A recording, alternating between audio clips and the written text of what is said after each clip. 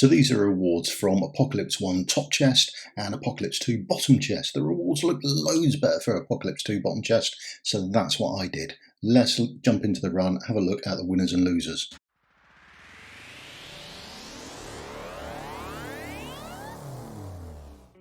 So this is my second team, for want of a better phrase, and they get very much stuck on Battle Mode 2. The more Aegeus modes he puts on himself up in his defence, the harder it is, and it's just a slog to try and get through it. I don't end up not having enough DPS to get through this, and a minute and a half for the battle just runs out. So who have we used in here, who's good and who's bad?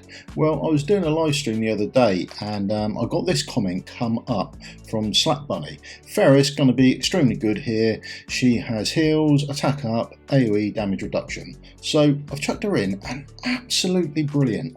If she's in your vault, get out and give it a go when this comes around. I did find it absolutely useful. Now, I also used Mary in here as well. I was hoping for the freeze on the phase 1 with the saw coming out, but it didn't really work as well as I'd hoped.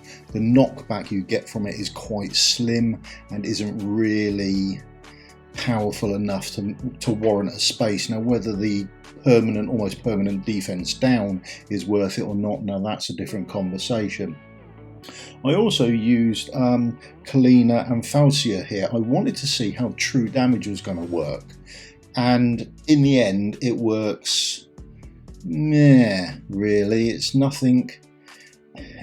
fantastic, it's not absolutely brilliant, but I have taken a tank with me to see how a tank works, and that works surprisingly well, to be honest, particularly in round 1 where he does the one hit on one person and then an AoE, so that wasn't too bad. So my second team got just over 2,500. Then the time runs out, and that's it done for me on the second team.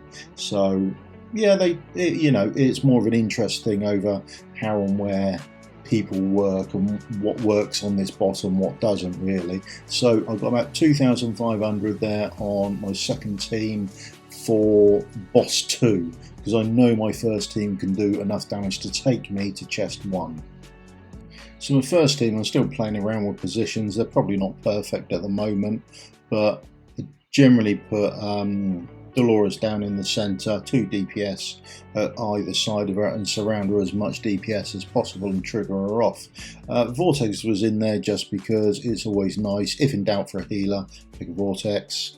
But I take Midan as well, and she comes good later on in the phase with the Venom, so that is nice to know. And the rest of it is more of just a DPS race, and I just stuck everything on auto casting, really, not overly concerned by it. I just wanted to see how quickly I could get stuff down, really, more than anything else. And it's a bit of a nuke race for me to try and kill him off before that saw comes down and starts killing your party.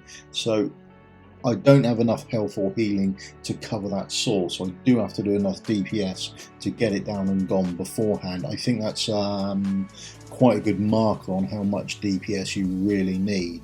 Now we're back into this mode 2 with the shield and the Aegeus that he does on himself to up his defence, and it's sort of more of a constant ticking away at the DPS as he adds more and more shields onto himself. It's a bit slow going and a little bit painful, but we do actually get through it. And again, this is more of a DPS race than a controlled race, whereas in that first team where I used Ferris and I used Sandy to give us damage reduction, this is much more try and panic heal, speed heal, and try and get enough people through it. Some people worked out relatively well, some people not as well as I'd hoped, to be honest, but it is what it is. So that is phase 2 out the way, and then he's in his weakened state for a bit before he comes back up for battle mode 3 with his poisons. Now this is really where Midan comes into her own. Definitely worth taking out the vault. Definitely worth using on this. It's not so much the ticks of the damage the poison does, it's if you get it past here and you haven't removed the poison, it stays on permanently. By permanent it means there isn't a time span for it, it will remain on indefinitely until it is cleansed off, or you die and then you respawn yourself back up. but mid-hand she actually on her ultimate cleanses that off a treat. And like I say, it's not the tick of the poison damage you're really worried about, is when he finishes this phase, where he's in his weakened state after battle mode 3. When he comes back up for battle mode 1 and he does this slam again, if you've still got people there with the poison on, actually your whole team goes. I mean, I lose a few people anyway, but it's devastating with that poison on. That very much does lead on into it. Now this is pretty much where my run ends. I get about just over 6,000, which is why I was happy to get 2 and a bit on the last one. I don't have enough damage to get him done before this buzzsaw comes down, and this wreaks havoc. There we go. Smash! Smash! There we go, and we're all dead. Not an issue whatsoever for him at all. So we might need to find out a few tips on where we can compensate for that or do better there. But that's essentially it. We cleared over the first chest on the second boss. So as we can see, by the time I've saved both fights, I get over the 8,000, which takes me to the first chest nice and comfortably. There is a big margin to go before you hit the second chest, but that takes the first one over for me. So as you can see, the true damage wasn't as good as I was hoping. I was hoping for a bit more out of it, but there we are.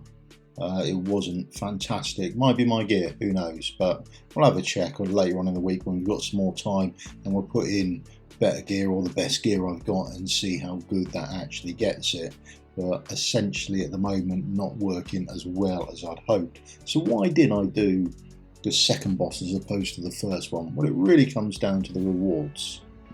So the absolute top chest I could get in Apocalypse 1 would be the Mythic chest, and that gives me 10 rewards from a possible 8. Now my guild at the time wasn't going to kill the boss, so I wasn't going to get the bonus rewards. Now that is quite a big thing to consider.